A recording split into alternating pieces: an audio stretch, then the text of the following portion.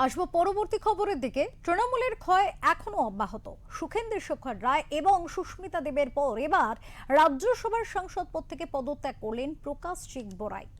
আলিপুরদুয়ারের তৃণমূল রাজ্যসভার সাংসদ ছিলেন তিনি। বৃহস্পতিবার রাজ্যসভার স্পিকারের দফতরে পদত্যাগপত্র জমা করেন। ক্রমাগত ক্ষয়ের ফলে বর্তমানে তৃণমূলের রাজ্যসভার সাংসদ সংখ্যা ১৩ থেকে কমে দাঁড়ালো এবার ১০-এ। স্বাভাবিকভাবেই রাজনৈতিক মহলে উঠছে একাধিক প্রশ্ন।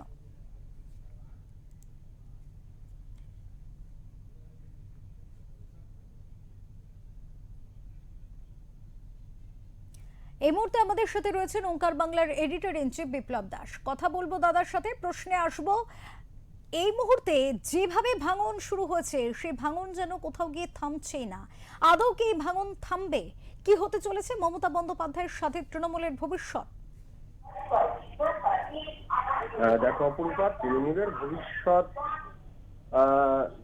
কি হবে সেটা আরো কয়েকদিন না গেলে সেটা বোঝা যাবে না। কিন্তু এই যে ভাঙন, এই ভাঙন কিন্তু এখন চলতেই থাকবে। আমরা গত কয়েকদিন ধরেই বলছিলাম যে গতকালই যেমন সুস্মিতা দেব পদত্যাগ করেছেন, তার আগে সুখেন্দু শেখর রায় পদত্যাগ করেছেন। এখন কি হয় একটা যে কত কমবে, মানে ১৩ থেকে গিয়ে এই সংখ্যাটা কোথায় গিয়ে দাঁড়াবে।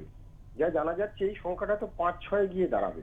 মানে যারাই সাংসদ রয়েছে রাজ্যসভার ক্ষেত্রে, যারা সাংসদ রয়েছেন তাদের তো যেহেতু বিধানসভা থেকে তারা নির্বাচিত হয়ে আসবেন, ফলে তাদের একটা সুবিধা হচ্ছে যে জনগণের ভোটে তাদের নির্বাচিত হতে হবে না, তাদেরকে বিধায়কদের ভোটে নির্বাচিত হবে। এবার পশ্চিমবঙ্গ বিধানসভার চিত্র যদি আমরা দেখি, সেক্ষেত্রে দেখা যাচ্ছে যে ইতিমধ্যে 208 জন হচ্ছে বিজেপি রয়েছে, আর 80 জন বিরোধী যেটা ছিল তৃণমূল কংগ্রেস, সেই তৃণমূল ভেঙে ইতিমধ্যেই প্রায় 60-এর ওপরে হয়ে গেছে।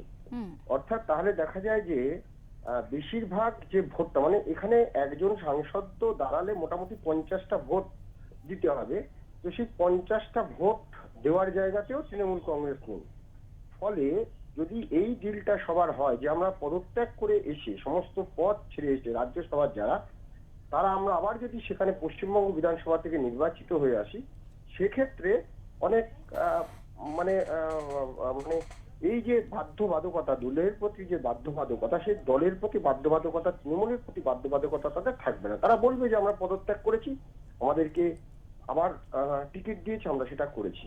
এবার যেটা বিষয়, যেরকম সুস্মিতা দেব পাবেন কি পাবেন না জানি না। এখন প্রকাশ চিক বড়াই কেমন একজন লিডার, তিনি একজন চা বলয়ের নেতা। অর্থাৎ উত্তরবঙ্গে আলিপুরদুয়ার, জলপাইগুড়ি, এই যে এই জায়গাটা, এইখানকার নেতা হচ্ছে প্রকাশ চিক বড়াই, এবং তরুণ তুর্কি নেতা, খুব ভালো কথা বলেন, শিক্ষিত একজন আদিবাসী সমাজের প্রতিনিধি। তো তাকে কিন্তু তৃণমূল কংগ্রেসের তরফ থেকে অভিষেক বন্দ্যোপাধ্যায় নিয়ে এসেছিলেন, যে যাতে ওই চা বলে তৃণমূলের সংগঠনটা আরো ভালোভাবে তৈরি করা যায়। কিন্তু দেখা গেছে যে সেটা তো হয়নি, উল্টে ওই চত্বরে সংগঠন তো হয়নি, এবং উত্তরবঙ্গে খুব খারাপ ফলাফল করেছে তৃণমূল কংগ্রেস। তো ফলে এখন প্রকাশ চিক বড়াই যে বলেছেন, অর্থাৎ তিনি পদত্যাগ করে যে কথাটা বলেছেন যে আমাদের জনগণ যে রায় দিয়েছে, সেই রায়ে জনগণ তৃণমূল কংগ্রেসকে ক্ষমতা থেকে সরিয়ে দিয়েছে।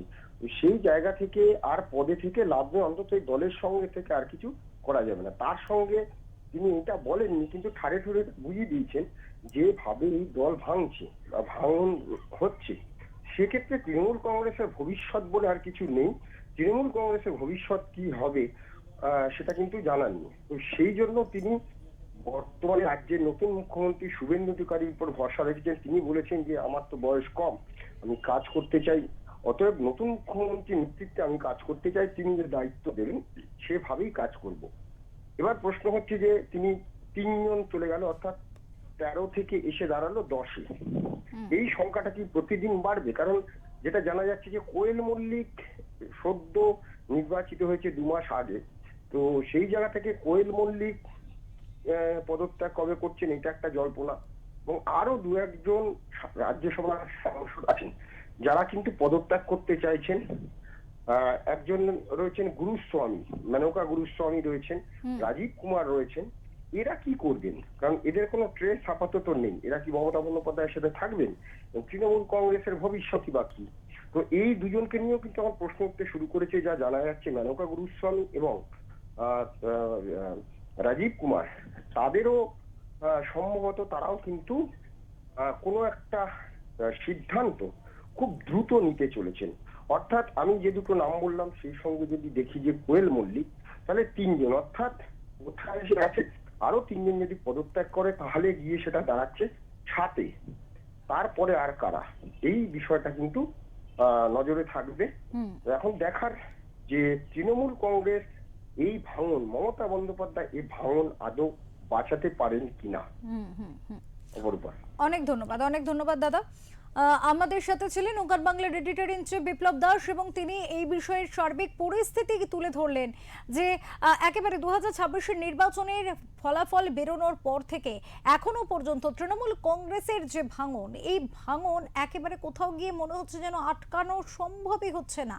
আর এই ভাঙন, এই ক্ষয় রোধ করা মূলত প্রায় অসম্ভব হয়ে দাঁড়াচ্ছে তৃণমূল সুপ্রিমো মমতা বন্দ্যোপাধ্যায়ের কাছে। তাহলে এই যে বর্তমানে সংখ্যাটা দাঁড়িয়েছে রাজ্যসভার সাংসদদের ক্ষেত্রে 13 থেকে 10-এ নেমে এলো, এই 10-এও কি এই ভাঙন রোধ হবে, নাকি এই ভাঙন ভাঙতে ভাঙতে গিয়ে একেবারে 4-5-এ দাঁড়িয়ে যাবে, সেদিকেই কিন্তু নজর সকলের।